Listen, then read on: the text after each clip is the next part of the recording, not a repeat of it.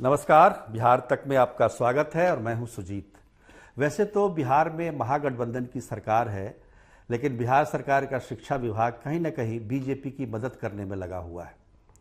और इसकी वजह यह है कि छुट्टियों को लेकर जो विवाद पैदा किए जा रहे हैं, उससे कहीं ना कहीं बीजेपी को फायदा पहुंच रहा है। और ये छुट्टियों वाला विवाद पिछले 3 महीने में तीसरी बार हुआ है। चलिए, एक बार गलती हो जाती है, 2 बार हो जाती है, लेकिन बार बार वही गलती हो और उससे जो विपक्ष है, जो बीजेपी है, वो उसका लाभ ले और सरकार पर तुष्टीकरण का आरोप लगाए, तो कहीं ना कहीं शिक्षा विभाग पर ये जिम्मेदारी आती है कि आखिर ऐसी क्या वजह है कि छुट्टियों के कैलेंडर में बदलाव करके शिक्षा विभाग क्या जताना चाहता है।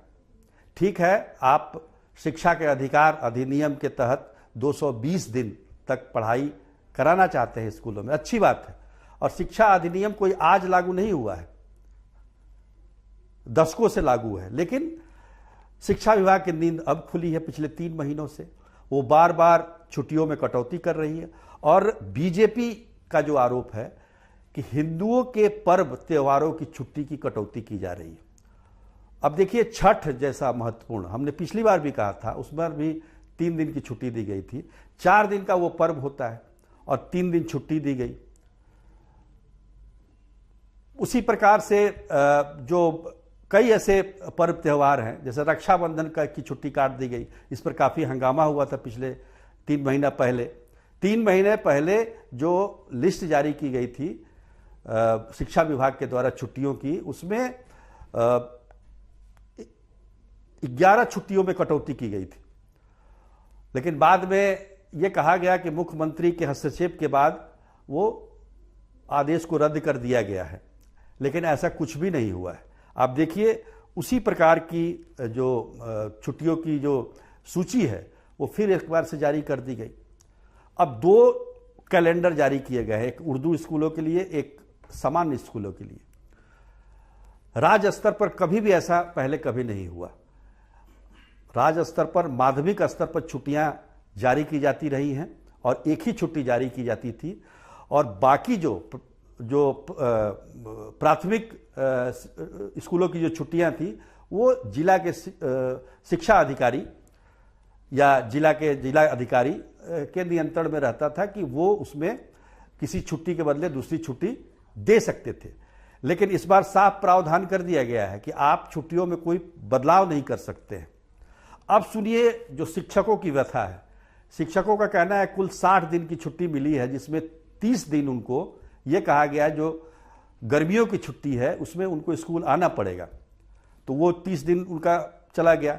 बाकी बचे 30 दिन, तो 30 दिन में 5 ऐसे जयंती हैं जिसमें उनको स्कूल आना ही आना है, यानी कि 5 दिन उन छुट्टियों में भी उनको जाना है स्कूल। तो मिला जुलाकर 25 छुट्टियां उनके पास बचती हैं। एक और मसला मुझे समझ में नहीं आया कि आपने 2 अक्टूबर, जो कि राष्ट्रीय जिस दिन छुट्टी रहती है, अवकाश रहता है गांधी जयंती के अवसर पर, आपने ये कहा कि 2 अक्टूबर को सारे बच्चे स्कूल आएंगे और वाद विवाद की प्रतियोगिता होगी। अच्छी बात है, ये होना चाहिए, गांधी जी के बारे में लोग जानेंगे। लेकिन फिर 15 अगस्त और 26 जनवरी को आपने छुट्टियों की सूची में क्यों रखा है उनको? उस दिन भी तो बच्चे स्कूल जाते हैं, उस दिन भी कोई आप भाषण की प्रतियोगिता और वाद विवाद की प्रतियोगिता करा सकते हैं। तो उसको सूची में डालने की क्या जरूरत है जब आप 2 अक्टूबर को नहीं डाल रहे हैं? तो बहुत सारी भ्रांतियां हैं इसमें, और इससे मुझे लगता है कि समाज में और लोगों में कोई अच्छा संदेश नहीं जा रहा है। ठीक है, आप 220 दिन पढ़ाना चाहते हैं, लेकिन हमारे पास 365 दिन होते हैं साल में। 365 में 60 दिन आपने छुट्टी दे दी, और उसके बाद आप जोड़ लीजिए कि 52 हफ्ते होते हैं, तो 52 रविवार हो गए, दोनों को जोड़ लीजिए तो 112 दिन आपकी छुट्टी हुई। अब 365 में से 112 घटाएंगे तो 253 दिन आपके पास हैं। आपको 220 दिन पढ़ाना है, तो एक आध छुट्टी इधर उधर की जा सकती है, ऐसी कोई बात नहीं है। लेकिन क्या है कि आप उनको मौका दे रहे हैं, विपक्ष को मौका दे रहे हैं। अब ये समाचार आएगा कि भाई मुख्यमंत्री हस्तक्षेप करेंगे इसमें और फिर से छुट्टी पुरानी बहाल हो जाएगी।